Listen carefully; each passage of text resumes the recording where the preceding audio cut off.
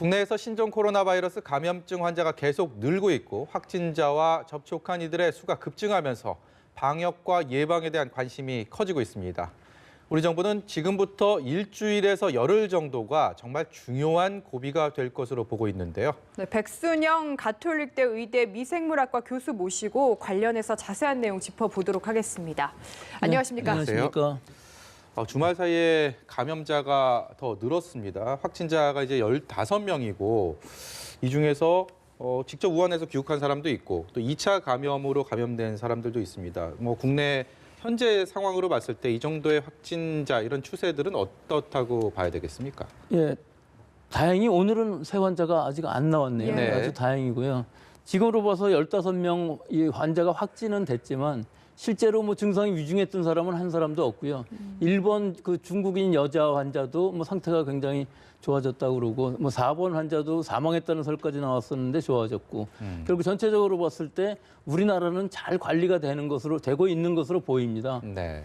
다만 한 가지 우려가 되는 부분은 12번 환자, 일본에서 중국인들 관광 가이드를 직업을 하고 계신 분은 우리 방역망 밖에서 지금 있다가 한국에서 지금 신고를 해서 자진해서 방역망 안으로 들어오신 분이기 그렇죠. 때문에 네. 문제 없이 지금 해결은 된 상황이지만 만약에 우리 방역망 밖에서 어떤 환자가 존재한다고 그러면 그건 우리는 지금 파악을 하고 있지 못한 부분이기 때문에 네. 그런 환자만 나오지 않는다고 그러면은 아마 우리나라에서의 지금 일반적인 접촉, 밀접 접촉이든 일상 접촉이든 상당히 다 증상이 가벼운 사람들에 의해서 이루어진 일이기 때문에 실제로는 잘 잡히리라 보는데 또 한 가지 중요한 원인은 우리가 어쩔 수 없는 중국 안에서의 지금 이 상황이 잡히지 않는 한 계속적인 중국 사람들이 하여튼 유입은 있을 거거든요. 네. 이게 아무리 막는다고 해서 될 일은 아니고 어느 나라나 못 들어가게 하면 미입국하는 사람도 생기고 하기 때문에 중국 상황이 잡히지 않는 한 우리나라가 관리가 된다는 건 별 의미가 없을 것 같습니다. 예.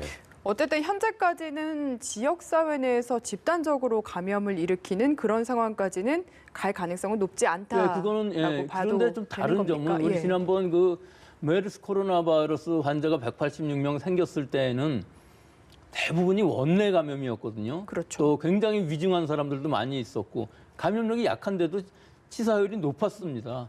다만 그때는 원내 감염에 지역사회 감염이라고 할지라도 바로 가족 간의 감염 아니면 전혀 없었거든요. 예. 근데 이번 이 바이러스의 특징은 오히려 지역사회 감염이 훨씬 많은 걸로 봐서 이 중국의 케이스를 보면은 아주 만연돼 있는 것처럼 보이거든요. 예. 그런데 지금으로서는 우리나라에서는 그럴 확률은 아주 낮지 않나 그렇게 생각이 듭니다.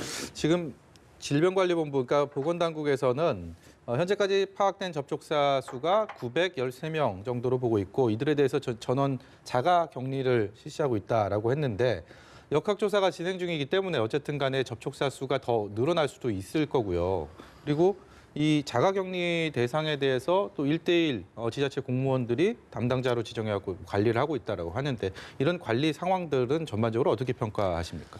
지금 말씀하신 것처럼 913명 네. 이거 어떤 식으로든지 관리하기 굉장히 어려울 거고 네. 지금 방역 당국에서 일주일, 2주일 계속 밤새면서 하고 있을 텐데도 아마 인원이 부족해서 굉장히 어려울 겁니다. 예. 그런데 지금 모든 국민이 걱정하는 거는 밀접 접촉자도 아닌 일상적으로 스쳐 지나간 사람들의 또 그 다음 동선까지도 다 신경을 쓰게 되면은 이거는 1000명 단위가 아니고 그 다음에 기하급수적으로 늘어나면은 이거는 방역 당국이 관리할 문제는 아니라고 봅니다. 네. 따라서 어떤 동선, 즉 그 사람이 밀접 접촉자든 혹은 일상 접촉자든 네. 어떤 동선을 방역 당국에서 발표를 하면은 그 반경 안에 내가 있었을 확률이 있냐, 공간적으로, 시간적으로 둘 다 맞아야 되겠죠.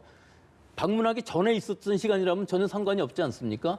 또 방문한 며칠 후라 그러면 그것도 전혀 상관은 없는 거거든요. 이 바이러스는 하루 이틀 가는 것은 아니기 때문에 또 지금은 지나간 동선을 전부 소독을 하기 때문에 네. 전혀 문제가 없지만 이 장소들이 계속 기하급수적으로 늘어감에 따라서 국민들이 걱정하는 우려 수준이 점점 높아질 것으로 보이기 때문에 만약에 그런 우려가 된다면은 내가 중국 사람이랑 아무런 관련이 없었다 할지라도 또 중국에서부터 온 사람들하고 만난 적도 없더라 할지라도 동선이 겹치는 경우에는 자기 자신이 자기 관리를 하고 자가 격리를 함으로써 2주일 동안은 적어도 좀 밖에 공공의 장소 사람이 많이 가는데 모이지 말고 네. 또 진짜로 걱정이 된다면은 우리 식구들을 위해서 내가 따로 밥을 먹는다든지 뭐 수건을 따로 너무 걱정이 되는 사람은 그렇게 할 수도 있지 않겠습니까?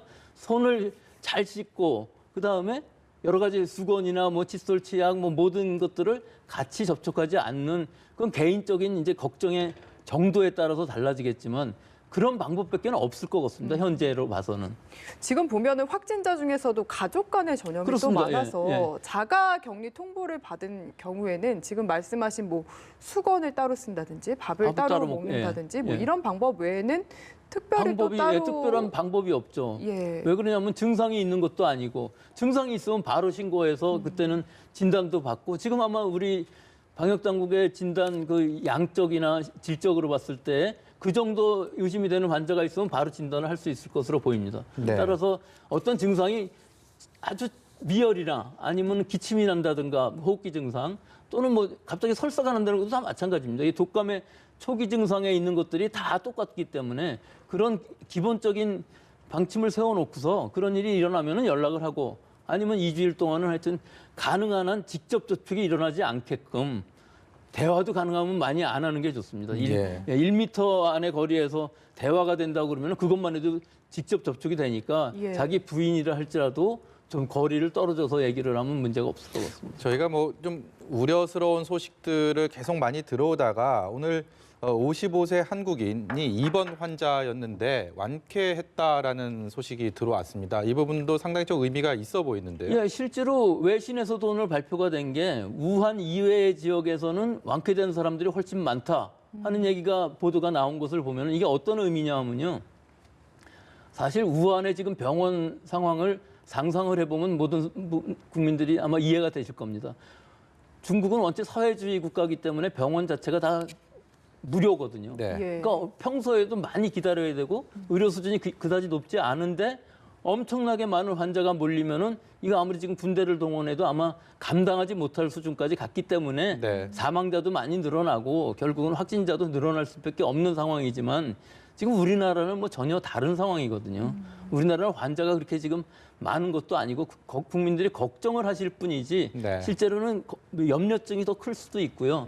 또 병원의 격리 병상도 아직은 여유가 있기 때문에 그렇게까지 염려할 수준은 아니라고 봅니다. 그러니까 조기에 제대로 된 치료만 받으면은 물론 그렇습니다. 그렇게 이게 지금 뭐 우리 치료제가 없다 해도 치료제가 예. 없는 거는 사스나 메르스나 뭐 다 마찬가지고 예. 독감도 사실은 치료제가 없습니다.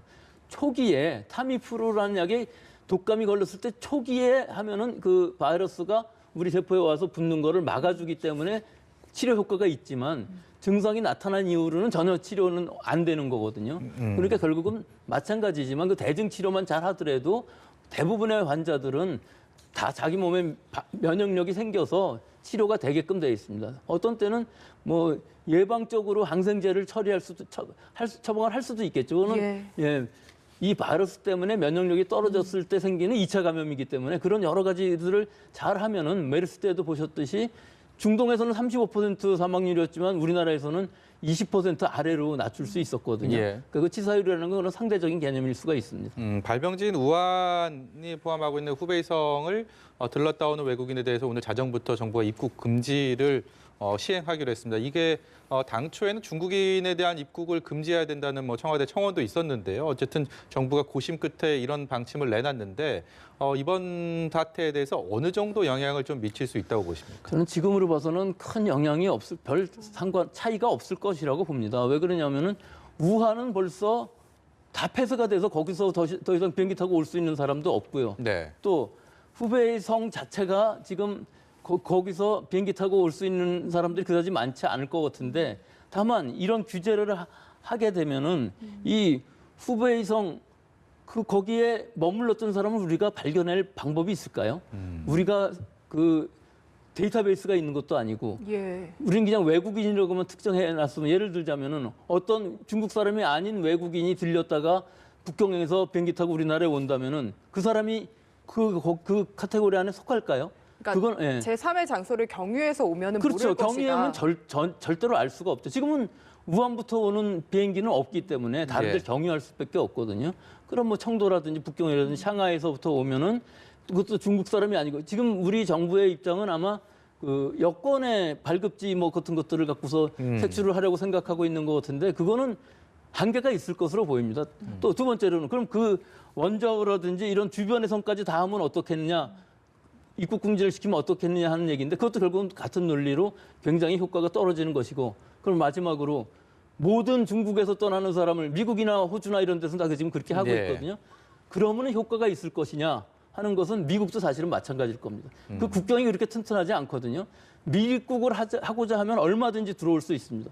근데 들어오고자 하는 사람들은 굉장히 많을 수 있거든요. 이렇게 되면은 그러면 음성적으로 돼서 오히려 환자가 들어와서 그 사람이 만약에 중증으로 발전한다면은 그 사람은 우리 메르스 때 그 슈퍼 전파자랑 똑같은 사람이 되고 우리 방역망 밖에 있고 우리는 알 수가 없고 많은 사람을 감염시킬 수 있거든요. 네. 그러니까 전체적으로 잘 생각을 해보면은 이런 방식은 그다지 큰 효과가 없다. 오히려 우리 방역을 좀 더 그 양성적인 방법으로 모든 사람들이 그 방역망 안에 들어올 수 있도록 또 지금은 공격적으로 아무리 한다 할지라도 숫자가 너무 많이 늘어나면은 감당이 안 되기 때문에 자발적인 시민의식에 기대는 수밖에 없는 그런 상황이지 실제로 이거 아주 심각한 상황이 되어버렸습니다.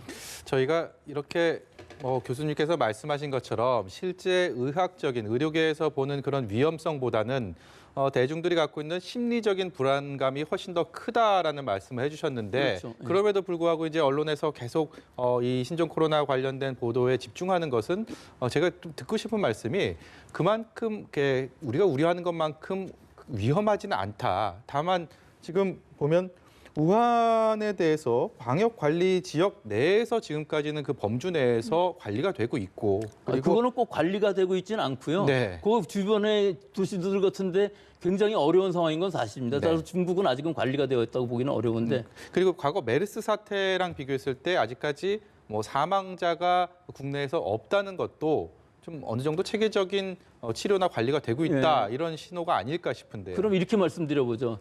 이 중국 이외의 국가에서의 환자는 200명, 150명에서만 한 170, 80명 정도에 불과하고 필리핀에서 1명 사망한 정도거든요. 네. 예. 그런데 미국에서 지난 겨울에 지금 아직까지 겨울이지만요. 네. 미국 인구가 3억 5천만 정도 되는데 1,500만이 독감에 그랬죠. 예. 걸려서 8,000명이 사망했습니다. 이게 사망률로는 0.5에서 0.6% 정도 되는데 지금 이 신종 코로나 바이러스인 경우에 있어서는 2%에서 3% 차이입니다. 사이입니다. 그러면은 한 40배에서 한 50배 정도 치사율이 높은 건데 근데 굉장히 적은 숫자 아닙니까? 그런데 왜 안 무섭냐? 이 독감이라는 것은 우리 한겨울에 우리가 아무리 예방주사를 맞아도 몇 번씩 걸리는 사람도 있고 굉장히 익숙해져 있어갖고 익숙하죠. 예. 많은 사람들이 사망해도 별로 무서워하지 않습니다. 근데 네. 이 독감이 더 무서운 이유가 이 어린아이들도 다 후유증도 생길 수 있고 그렇죠. 예. 사망자도 많이 있다는 겁니다. 하지만 이 코로나 바이러스는 사실은 좀 젊은 층 이하 어린아이들은 감염은 비슷하게 될지라도 증상 자체는 굉장히 가벼울 수 있거든요. 어떻게 보면 무증상 감염도 많이 있을 수 있기 때문에 사실은 그렇게까지 무서운 바이러스가 아닌데 사실은 우리가 처음 보는 바이러스, 신종 바이러스니까 잘 몰라서 더 무서운 부분이 있습니다. 그러면 이 증상 같은 경우에도 만약에 걸렸을 때 뭐 사람마다 느끼는 것도 다르고 뭔가 예를 들면은 증상이 있는 경우에도 확진자 같은 경우에도 실제로 그냥 돌아다니신 분들도 계시고 당연하죠. 이래서 예. 이게 본인이 느꼈을 때 어느 정도 뭔가 느낌이 있어야 이게 연락을 해야 되는 건지 이런 부분도 좀 설명을 해주셨으면 좋겠습니다. 그게 개인차 때문에 다 규정할 수가 없습니다. 이 독감도 마찬가지인 것이 사실은 우리가 몰라서 그렇지 자기가 감염이 됐다 할지라도 증상 없이 바이러스는 어느 정도 늘어나다가 없어지는 사람들도 많이 있을 겁니다. 이걸 예. 무증상 감염이라고 하거든요. 네. 예. 그럼 이 무증상 감염에도 어느 시기엔가는 바이러스가 늘어나서 진단을 할 수가 있겠지만 본인이 모르는 거군요. 본인은 가볍게 목이 아프다든가 열이 약간 37.5도라는 게 그렇게 열이 있는 게 아니거든요. 약간 높아졌다든가 뭐 장기침 한두 번 했다고 내가 증상이라고 할 수도 없는 것이고 예. 그럼 모든 국민이 그런 증상을 느꼈을 때 전부 1339와 보건소에 방문하신다 그러면은 이게 또 방역 시스템이 망가지는 거거든요. 예. 그러니까 적어도 내가 저 동선에 겹친다든가 뭐 어떤 이유가 있어서 걱정을 하시는 것까지는 맞지만 아무런 이유도 없는데 감기 증상이 있다. 그럼 감기거든요. 아니면 독감이거든요. 네. 증상은 완전히 똑같습니다. 다만 독감이나 지금 이 신종 코로나 바이러스나 보통 근육통들이 잘 안 알려져 있는데 독감도 우선 일반 감기랑 다른 점은 근육통, 몸살 기운이 으시시 떨리면서 하는 몸살 기운이 있다는 거는 특징적이라고도 할 수 있겠죠. 그 이외에는 감기 증상이랑 다 같습니다. 네. 그 확진자의 이제 침이나 땀, 이른바 뭐 비말 속에서 바이러스가 감염이 된다라고 알려져 있지 않습니까? 근데 이번 신종 코로나 바이러스의 어떤 그 감염력, 그 침이랑 땀에 이렇게 노출됐을 때 그 감염력이 지속되는 시간은 어느 정도나 됩니까? 이거는 우리가 지금 이게 신종이기 때문에 아직까지 다 알려져 있지는 않습니다. 다만 침이나 땀이나 소변이나 대변이나 이런 데 나올 수 있는 것은 좀 중증으로 갔을 때 그렇고요. 네. 일반적으로는 침방울 안에 들어있는 바이러스가 감염력이 있다고 볼 수가 있는데 증상이 나타나기 전까지는 굉장히 감염력이 낮다고 봅니다. 하지만 어느 정도 바이러스가 증식을 하면은 우리 몸속에서 어느 정도 숫자가 되면은 우리가 지금은 RT-PCR이라는 굉장히 민감한 진단 방법을 가지고 있기 때문에 그걸로 검출은 해낼 수 있죠. 예. 하지만 모든 사람을 그 진단을 할 수는 없기 때문에 자기가 증상이라는 것들이 어느 정도 느껴졌을 때 이제 진단을 하게 되는 것이고 그래서 무증상 감염이라든지 잠복기의 감염에 감염력이 있느냐 없느냐 이걸 갖고 논하는 거는 이건 진단의 문제이고 일반 민간 의료기관에서 다 진단을 할 수 있으면 지금 독감처럼 몇 분이면 진단할 수 있거든요. 이건 항체가 있어갖고서 바로 신속 진단 키트로 A형 바이러스, 독감 바이러스 15분이면 나오더라고요. 얘기를 해주는데 그 아무 의미가 없는 게 결국은 타미프루 처방해 주는 건 똑같거든요. A형이든 B형이든 뭐 무슨 상태건 상관없기 때문에 이 바이러스도 마찬가지입니다. 지금은 진단이 어려워서 그렇지 이제 진단 방법이 확실하게 빠르게 될 수 있으면 그런 걱정에서도 벗어날 수 있을 거로 봅니다. 전 이것도 꼭 여쭤보고 싶었는데 이 감염자와 음식을 나눠 먹는 경우에도 위험한지 궁금했거든요. 저는 흔히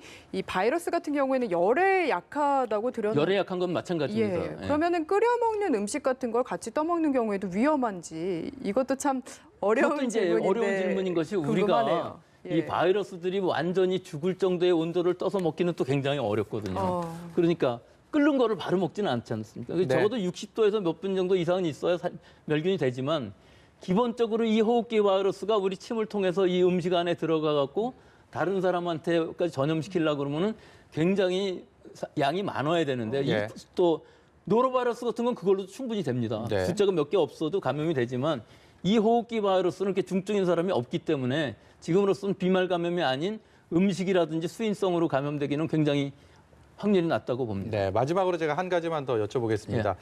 이제 신종 코로나 사태로 인해서 뭐 대중교통, 지하철이나 버스 그리고 거리 곳곳에 마스크를 쓰고 다니는 시민들이 거의 대부분입니다.